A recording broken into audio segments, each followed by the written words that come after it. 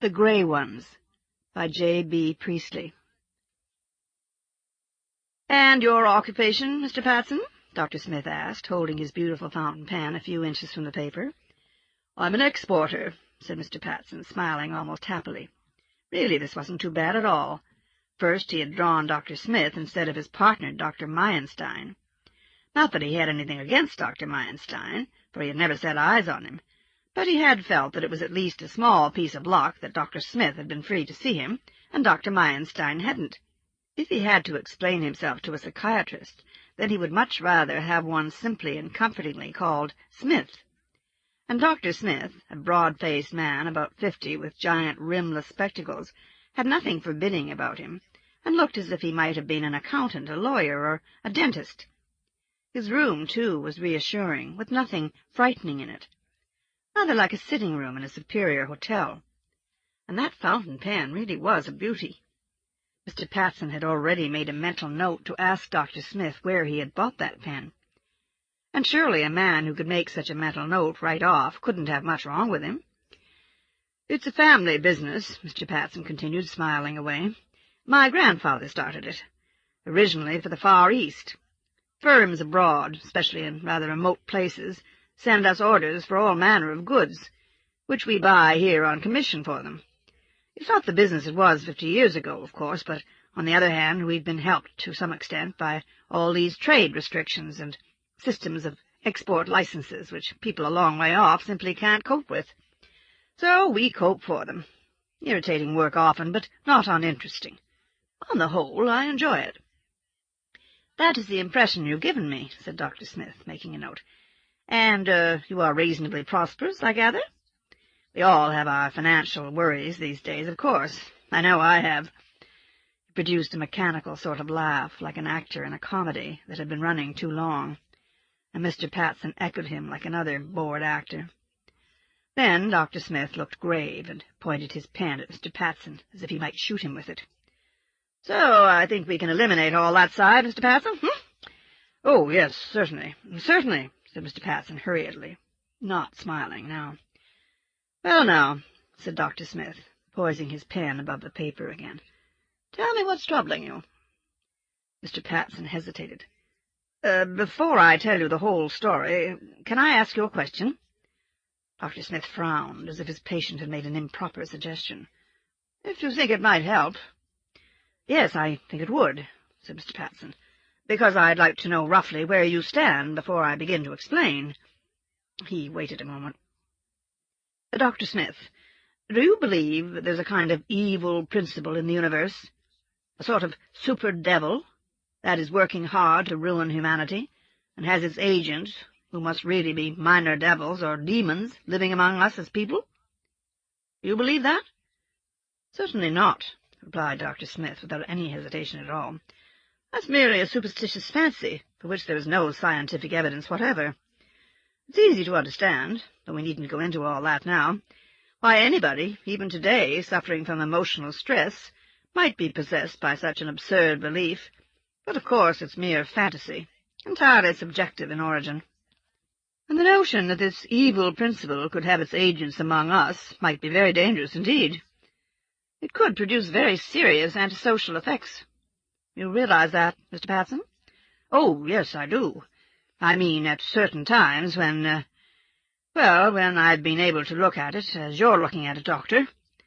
But most times I can't. And that, I suppose," Mr. Patson added, with a wan smile, "is why I'm here." "Quite so," Dr. Smith murmured, making some notes. "And I think you have been well advised to ask for some psychiatric treatment. These things are apt to be sharply progressive, although their actual progress might be described as regressive. But I won't worry you with technicalities, Mr. Patson. I'll merely say that you, or was it Mrs. Patson, or shall I say both of you, are to be congratulated on taking this very sensible step in good time. And now you know, as you said, where I stand, perhaps you had better tell me all about it. Please don't omit anything for fear of appearing ridiculous. I can only help you if you are perfectly frank with me, Mr. Patson. I may ask a few questions, but their purpose will be to make your account clearer to me. By the way, Here we don't adopt the psychoanalytic method, and we don't sit behind our patients while they relax on a couch. But if you would find it easier not to address me as you have been doing, face to face—" "No, that's all right," said Mr. Patson, who was relieved to discover he would not have to lie on the couch and murmur at the opposite wall. "I think I can talk to you just like this. Anyhow, I'll try." "Good. And remember, Mr. Patson, try to tell me everything relevant. Smoke, if it will help you to concentrate." "Thanks, I might later on." Mr. Patson waited a moment, surveying his memories as if they were some huge, glittering sea, and then waded in. "It began about a year ago. I have a cousin who's a publisher, and one night he took me to dine at his club, the Burlington. He thought I might like to dine there because it's a club used a great deal by writers and painters and musicians and theatre people. Well, after dinner we played bridge for an hour or two, then we went down into the lounge for a final drink before leaving. My cousin was claimed by another publisher, so I was left alone for about a quarter of an hour. It was then that I overheard Furbright, you know, the famous painter, who was obviously full of drink, although you couldn't exactly call him drunk, and was holding forth to a little group at the other side of the fireplace. Apparently he'd just come back from Syria, or somewhere around there, and he'd picked this idea up from somebody there, though he said it only confirmed what he'd been thinking himself for some time. Dr. Smith gave Mr. Patson a thin smile. "You mean the idea of an evil principle working to ruin humanity?" "Yes," said Mr. Patson. "Furbright said that the old notion of a scarlet and black sulphuric Satan, busy tempting people, was of course all wrong, though it might have been right at one time, and perhaps in the Middle Ages. Then the devils were all fire and energy. Furbright quoted the poet Blake, I've read him since, to show that these weren't real devils, and their hell wasn't the real hell. Blake, in fact, according to Furbright, was the first man here to suggest that we didn't understand the evil principle, but in his time it had hardly made a start. It's during the last few years, Furbright said, that the horrible thing has really got to work on us." "Got to work on us?" Dr. Smith raised his eyebrows. "Doing what?" "The main object, I gathered from what Furbright said," Mr. Patson replied earnestly, "is to make mankind go the way the social insects went, to turn us into automatic creatures, mass beings without individuality, soulless machines of flesh and blood." The doctor seemed amused.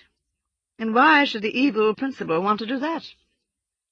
"To destroy the soul of humanity," said Mr. Patson, without an answering smile. "To eliminate certain states of mind that belong essentially to the good. To wipe from the face of this earth all wonder, joy, deep feeling, the desire to create, to praise life. Mind you, that is what Furbright said." "But you believed him?"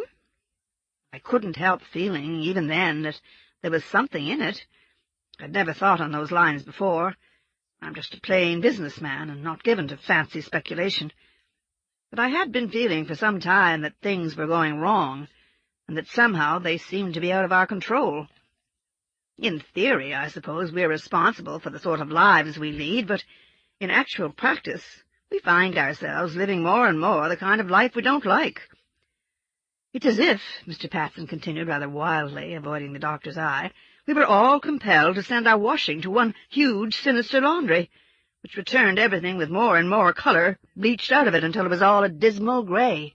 "I take it," said Dr. Smith, "that you are now telling me what you thought and felt yourself, and not what you overheard this man Furbright say."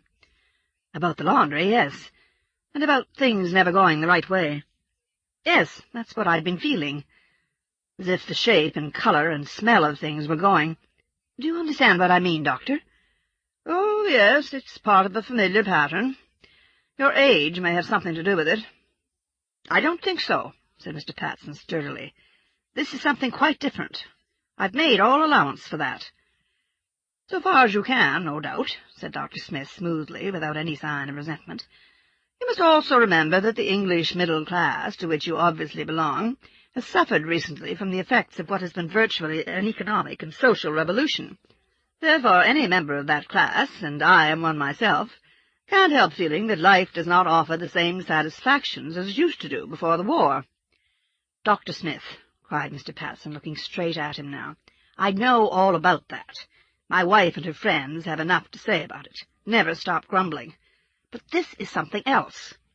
I may tell you, I have always been a liberal, and believed in social reform, and if this was a case of one class getting a bit less and another class getting a bit more, my profits going down and my clerks' and warehousemen's wages going up, I wouldn't lose an hour's sleep over it. But what I'm talking about is something quite different.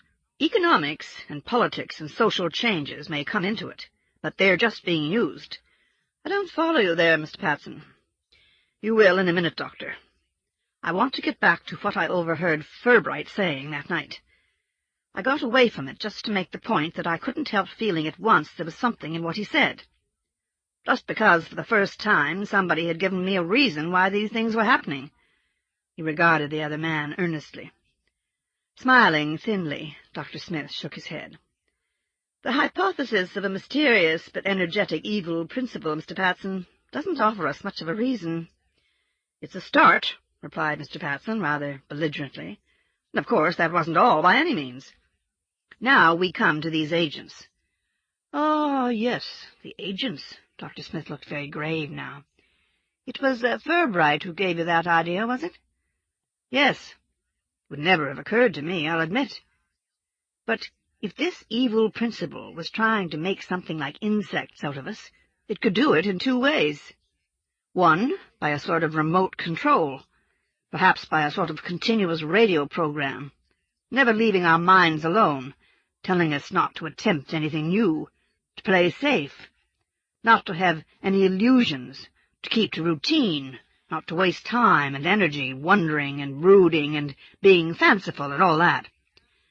Did Furbright suggest something of that sort was happening?" "Yes, but it wasn't his own idea. The man he'd been talking about before I listened to him, somebody he'd met in the Near East, had told him definitely all that non-stop propaganda was going on.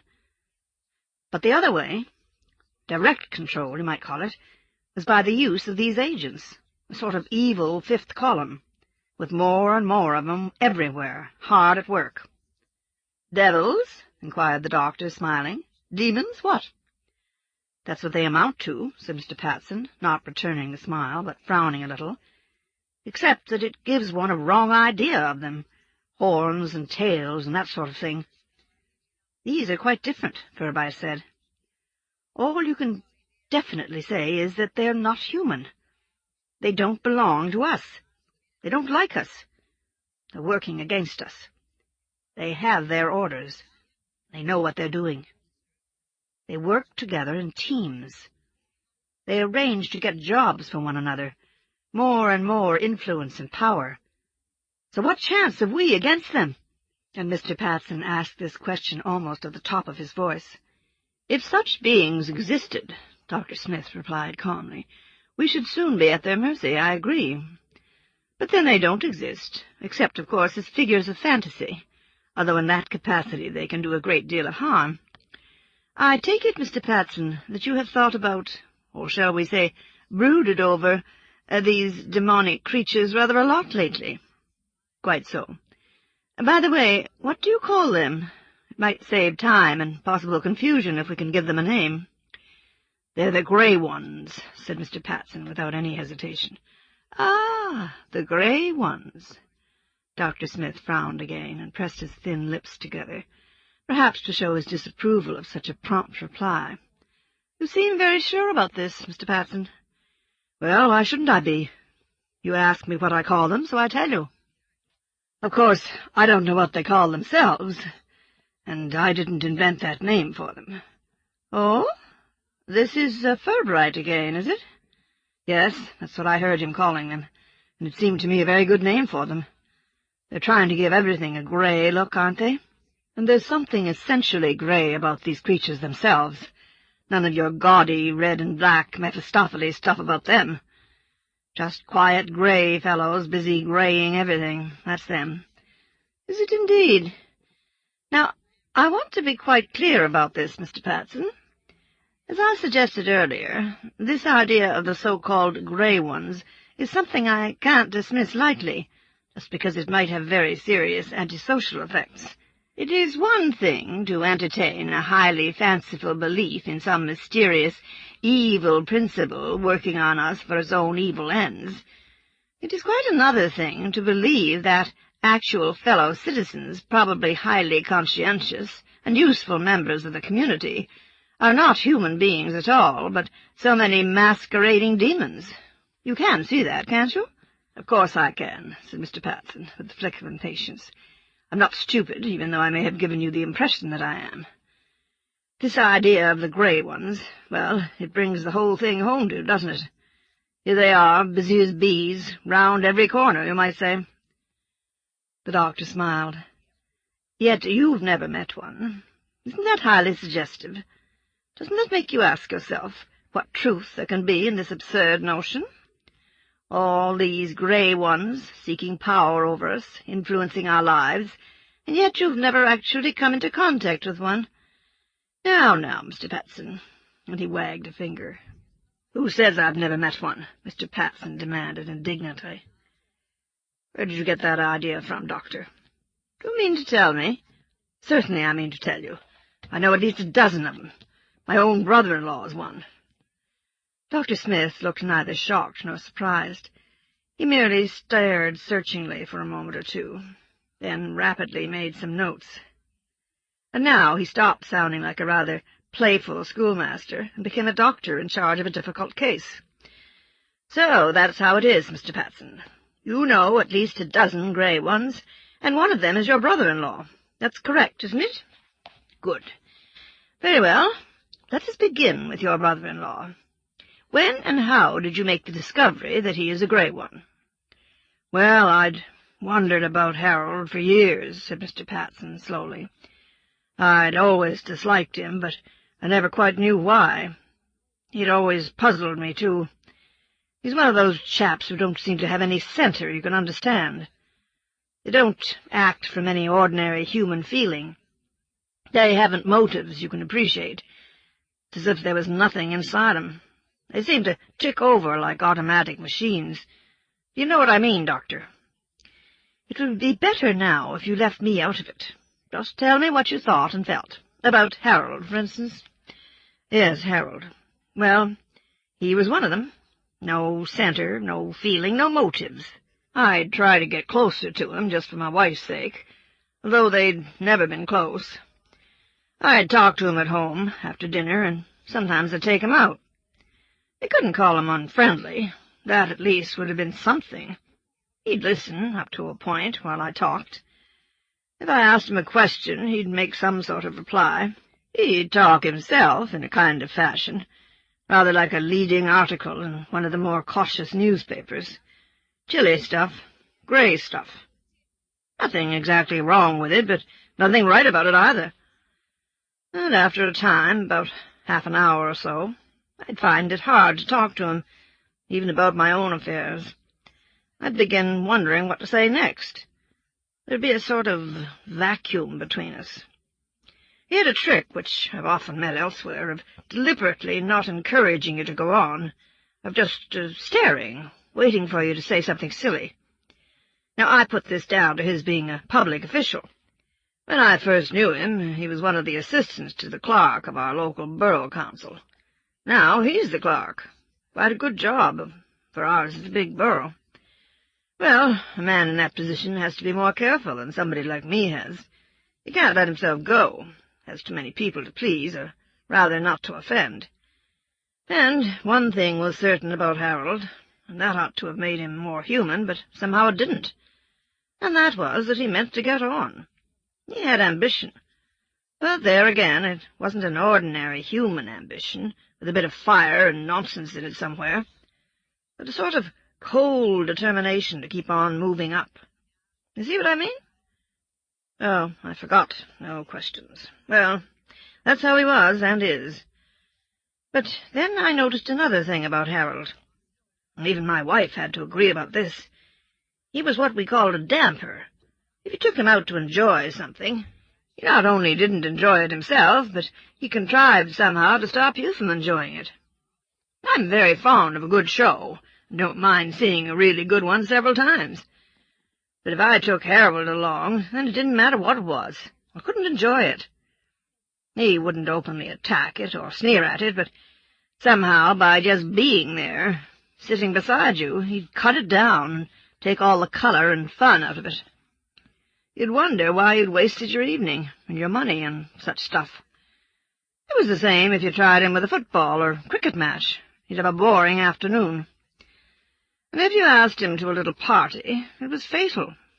He'd be polite, quite helpful, do whatever you asked him to do, but the party would never get going.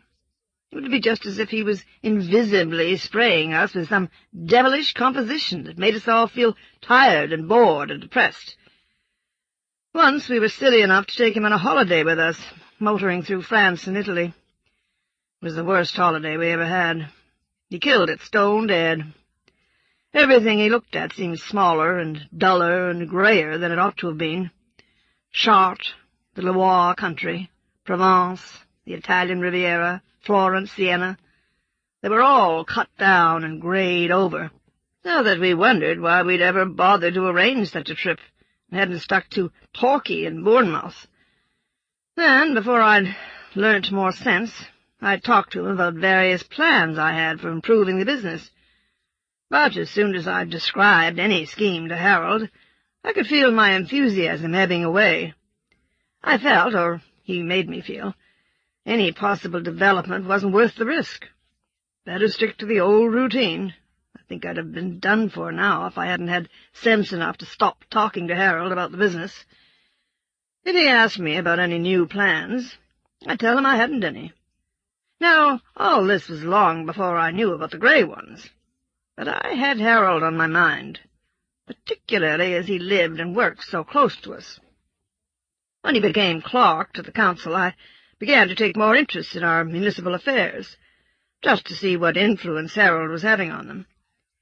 I made almost a detective job of it. For instance, we'd had a go-ahead, youngish chief education officer, but he left, and in his place a dull, timid fellow was appointed. And I found out that Harold had worked that. Then we had a lively chap as entertainment officer, who'd brightened things up a bit, but Harold got rid of him, too. Between them, he and his friend, the treasurer, who was another of them, managed to put an end to everything that added a little color and sparkle to life round our way. Of course, they always had a good excuse, economy and all that. But I noticed that Harold and the treasurer only made economies in one direction, on what you might call the anti-grey side, and never stirred themselves to save money in other directions, in what was heavily official, pompous, interfering, irritating, depressing, calculated to make you lose heart. And you must have noticed yourself that we never do save money in those directions, either in municipal or national affairs, and that what I complained of in our borough was going on all over the country. Yes, and as far as I can make out, in a lot of other countries, too. Dr. Smith waited a moment or two, and then said, rather sharply, "Please continue, Mr. Patson. If I wish to make a comment or ask a question, I will do so." "That's what I meant earlier," said Mr. Patson, "when I talked about economies and politics and social changes just being used. I've felt all the time there was something behind them. If we're doing it for ourselves, it doesn't make sense. But the answer is, of course, that we're not doing it for ourselves. We're just being manipulated. Take communism. The grey ones must have almost finished the job in some of those countries. They hardly need to bother any more. All right, we don't like communism. We must make every possible effort to be ready to fight it. So, what happens? More and more of the grey ones take over. This is their chance. So either way, they win and we lose. We're farther along the road we never wanted to travel. Nearer the bees, ants, termites. Because we're being pushed. My God, Doctor, can't you feel it yourself?" "No, I can't, but never mind about me. And don't become too general, please. What about your brother-in-law, Harold? When did you decide he was a grey one?" "As soon as I began thinking over what Furbright said," replied Mr. Patson. "I'd never been able to explain Harold before, and God knows I've tried often enough. Then I saw at once he was a grey one. He wasn't born one, of course, so that couldn't possibly be how it works. My guess is that sometime while he was still young, the soul or essence of the real Harold Southers was drawn out and a grey one slipped in. That must be going on all the time now. There's so many of them about. Of course they recognize each other and help each other, which makes it easy for them to handle us humans. They know exactly what they're up to. They receive and give orders. It's like having a whole, well-disciplined secret army working against us. And our only possible chance now is to bring 'em out into the open and declare war on 'em." "How can we do that?" asked Dr. Smith, smiling a little, "if they're secret?" "I've thought a lot about that," said Mr. Patson earnestly, "and it's not so completely hopeless as you might think. After a time, you begin to recognize a few. Harold, for instance, and our borough treasurer. I'm certain he's one. Then, as I told you at first, there are about a dozen more that I'd willingly stake a bet on. Yes, I know what you're wondering, Doctor. If they're all officials, eh? Well, no, they aren't. Though 7 or 8 of them are. And you can see why, because that's where the power is now. Another 2 are up-and-coming politicians, and not in the same party, neither. One's a banker I know in the city, and he's a grey one, all right. Wouldn't have been able to spot them if I hadn't spent so much time either with Harold or wondering about him. They all have the same cutting down and bleaching stare, the same dead touch. Wait till you see a whole lot of them together holding a conference." Then Mr. Patson broke off abruptly, as if he felt he had said too much. Dr. Smith raised his eyebrows so that they appeared above his spectacles, not unlike hairy caterpillars on the move. "Perhaps you would like a cigarette now, Mr. Patson. No, take one of these. I'm no smoker myself, but I'm told they're excellent. Ah, you have a light. Good. Now, take it easy for a minute or two, because I think you're tiring a little. And it's very important you should be able to finish your account of these, grey ones, if possible, without any hysterical overemphasis. No, Mr. Patson. I didn't mean to suggest there'd been any such overemphasis so far. You've done very well indeed up to now, bearing in mind the circumstances. And it's a heavy sort of day, isn't it? We seem to have too many days like this, don't we? Or is it simply that we're not getting any younger?" He produced his long-run actor's laugh.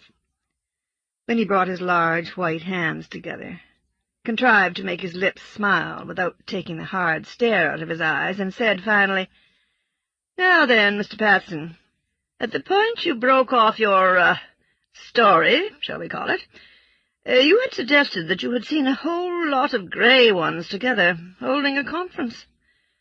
I think you might very usefully enlarge that rather astonishing suggestion, don't you?" Mr. Patson looked and sounded troubled. "I'd just as soon leave that, if you don't mind, Doctor. You see, if it's all nonsense, then there's no point in my telling you about that business. If it isn't all nonsense—" "Yes," said Dr. Smith after a moment, prompting him. "If it isn't all nonsense, then I might be saying too much." Mr. Patson looked about for an ashtray as if to hide his embarrassment. "There, at your elbow, Mr. Patson. Now, please look at me, and remember what I said earlier. I am not interested in fanciful theories of the universe, or wildly imaginative interpretations of present world conditions. All I'm concerned with here, in my professional capacity, is your state of mind, Mr. Patson. That being the case, it's clearly absurd to suggest that you might be saying too much. Unless you are perfectly frank with me, it will be very difficult for me to help you. Come now, we agreed about that. So far you've followed my instructions admirably. All I ask now is for a little more cooperation. Did you actually attend what you believed to be a conference of these grey ones?" "Yes, I did," said Mr. Patson, not without some reluctance. "But I'll admit I can't prove anything. The important part may be something I imagined. If you insist, I'll tell you what happened. I overheard Harold and our borough treasurer arranging to travel together to Moundby Hall, which is about 15 miles north of where I live. I'd never been there myself, but I'd heard of it in connection with various summer schools and conferences and that sort of thing. Perhaps you know it, Dr. Smith? As a matter of fact, I do. I had to give a paper there one Saturday night. It's a rambling early Victorian mansion with a large ballroom that's used for the more important meetings. That's the place. Well, it seems they were going there to attend a conference of the New Era Community Planning Association. And when I overheard them saying that, first I told myself how lucky I was not to be going too. Then, afterward, thinking it over, I saw that if you wanted to hold a meeting that no outsider in his senses would want to attend, you couldn't do better than hold it in a country house that's not too easy to get at, and call it a meeting or conference of the New Era Community Planning Association. I know if anybody said to me, "Come along with me and spend the day listening to the New Era Community Planning Association," I'd make any excuse to keep away. Of course, it's true that anybody like Harold couldn't be bored. The grey ones are never bored, which is one reason why they are able to collar and hold down so many jobs nowadays, the sort of jobs that reek of boredom. Well, this New Era Community Planning Association might be no more than one of the usual societies of busybodies, cranks, and windbags. But, then again, it might be something very different, and I kept thinking about it in connection with the grey ones. Saturday was the day of the conference. I went down to my office in the morning, just to go through the post and see if there was anything urgent, and then went home to lunch. In the middle of the afternoon I felt I had to know what was happening out at Moundby Hall, so off I went in my car. I parked it just outside the grounds, scouted round a bit, then found an entrance to a little wood at the back. There was nobody about, and I sneaked into the house by way of a servants' door near the pantries and larders. There were some catering people around there, but nobody bothered me. I went up some back stairs, and after more scouting, which I enjoyed as much as anything I've done this year, I was guided by the sound of voices to a small door in a corridor upstairs. This door was locked on the inside, but a fellow had once shown me how to deal with a locked door when the key's still in the lock on the other side. You slide some paper under the door, poke the key out so that it falls onto the paper, and then slide the paper back with the key on it. Well, this trick worked, and I was able to open the door, which I did very cautiously. It led to a little balcony overlooking the floor of the ballroom. There was no window near this balcony, so that it was rather dark up there, and I was able to creep down to the front rail without being seen. There must have been between 300 and 400 of them in that ballroom, sitting on little chairs.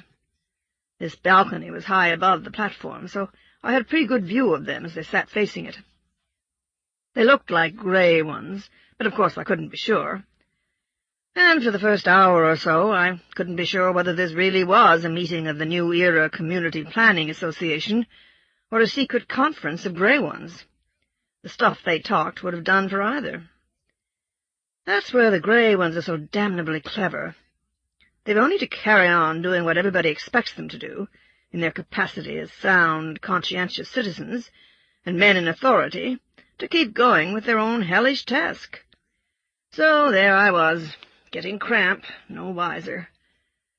Another lot of earnest busybodies might be suggesting new ways of robbing us of our individuality, or an organized covey of masquerading devils and demons might be making plans to bring us nearer to the insects to rob us of our souls. Well, I was just about to creep back up to the corridor, giving it up as a bad job, when something happened. He stopped and looked dubiously at his listener. "Yes, Mr. Patson?" said Dr. Smith encouragingly. "Then something happened?" "This is the part you can say I imagined, and I can't prove I didn't. But I certainly didn't dream it, because I was far too cramped and aching to fall asleep. Well, the first thing I noticed was the sudden change in the atmosphere of the meeting. It was as if somebody very important had arrived, though I didn't see anybody arriving. And I got the impression that the real meeting was about to begin. Another thing, I knew for certain now that this was no random collection of busybodies and windbags, that they were all grey ones. If you asked me to tell you in detail how I knew, I couldn't begin. But I noticed something else after a minute or two. These grey ones massed together down there had now a positive quality of their own, which I had never discovered before. It wasn't that they were just negative, not human, as they were at ordinary times. They had this positive quality, which I can't describe except as a sort of chilly hellishness. As if they'd stopped pretending to be human and were letting themselves go, recovering their demon natures. And here I'm warning you, Doctor, that my account of what happened from then is bound to be sketchy and peculiar. For one thing, I wasn't really well placed up in that balcony, not daring to show myself and only getting hurried glimpses. And for another thing, I was frightened. Yes, Doctor, absolutely terrified. I was crouching there just above 300 or 400 creatures from some cold hell. That quality I mentioned, that chilly hellishness, seemed to come rolling over me in waves. I might have been kneeling on the edge of a pit of iniquity 1,000,000 miles deep. I felt the force of this hellishness, not on the outside, but inside, as if the very essence of me was being challenged and attacked. One slip, a blackout, and then I might waken up to find myself running a concentration camp, choosing skins for lampshades. Then something arrived. Whoever or whatever they'd been waiting for was down there on the platform. I knew that, definitely. But I couldn't see him or it. All I could make out was a sort of thickening and whirling of the air down there. Then, out of that, a voice spoke, the voice of the leader they had been expecting. But this voice didn't come from outside through my ears. It spoke inside me, right in the center, so that it came out to my attention, if you see what I mean. Rather like a small, very clear voice on a good telephone line, but coming from inside. I tell you frankly, I didn't want to stay there and listen, no matter what big secrets were coming out. All I wanted to do was to get away from there as soon as I could. But for a few minutes I was too frightened to make the necessary moves. "Then you heard what this, voice was saying, Mr. Patson?" the doctor asked. "Some of it, yes." "Excellent. Now, this is important." And Dr. Smith pointed his beautiful fountain pen at Mr. Patson's left eye. "Did you learn from it anything you hadn't known before? Please answer me carefully." "I'll tell you one thing you won't believe," cried Mr. Patson. "Not about the voice. I'll come to that. But about those grey ones. I risked a peep while the voice was talking, and what I saw nearly made me pass out. There they were, 300 or 400 of them, not looking human at all, not making any attempt. They'd all gone back to their original shapes. They looked, this is the nearest I can get to it, like big, semi-transparent toads, and their eyes were like 600 electric lamps burning underwater, all greeny, unblinking, and shining out of hell." "But what did you hear the voice say?" Dr. Smith was urgent now. "How much can you remember? That's what I want to know. Come along, man." Mr. Patson passed a hand across his forehead, and then looked at the edge of this hand with some astonishment, as if he had not known it would be so wet. "I heard it thank them in the name of Adaragrapha, Lord of the Creeping Hosts. Yes, I could have imagined it. I never knew I'd that sort of imagination. What is imagination, anyhow? What else did you hear, man? 10,000 more were to be drafted into the Western region. There would be promotions for some there who'd been on continuous duty longest. There was to be a swing over from the assault by way of social conditions, which could almost look after itself now, to the draining away of character, especially in the young of the doomed species. Yes, those are the very words, Mr. Patson shouted, jumping up and waving his arms. Especially in the young of the doomed species. Us. Do you understand? Us. And I tell you, we haven't a chance unless we start fighting back now. Now. Yes, and with everything we've got left. Grey ones. And more of them coming, taking charge of us, giving us a push here, a shove there, down, down, down. Mr. Patson found his arms strongly seized and held by the doctor, who was clearly a man of some strength. The next moment he was being lowered into his chair. "Mr. Patson," said the doctor sternly, "you must not excite yourself in this fashion. I cannot allow it.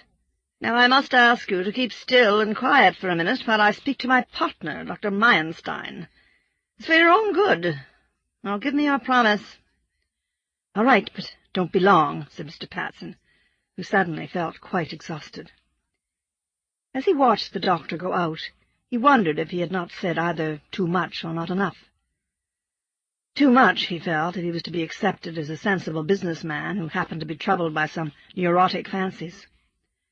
Not enough, perhaps, to justify, in view of the doctor's obvious skepticism, the terrible, shaking excitement that had possessed him at the end of their interview. No doubt round the corner, Doctors Smith and Meyerstein were having a good laugh over this rubbish about grey ones. Well, they could try and make him laugh, too. He would be only too delighted to join them if they could persuade him he had been deceiving himself. Probably that is what they would do now.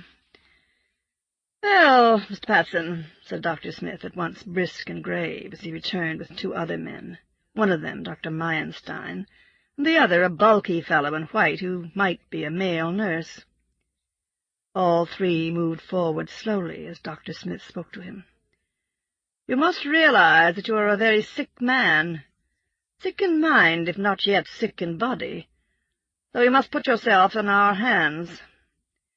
Even as he nodded in vague agreement, Mr. Patson saw what he ought to have guessed before, that Dr. Smith was a grey one, and that now he had brought two more grey ones with him. There was a fraction of a moment, as the three of them bore down upon him to silence his warning forever, when he thought he caught another glimpse of the creature in the ballroom. Three of them now, like big, semi-transparent toads. 6 eyes like electric lamps burning under water, all greeny, unblinking, shining triumphantly out of hell.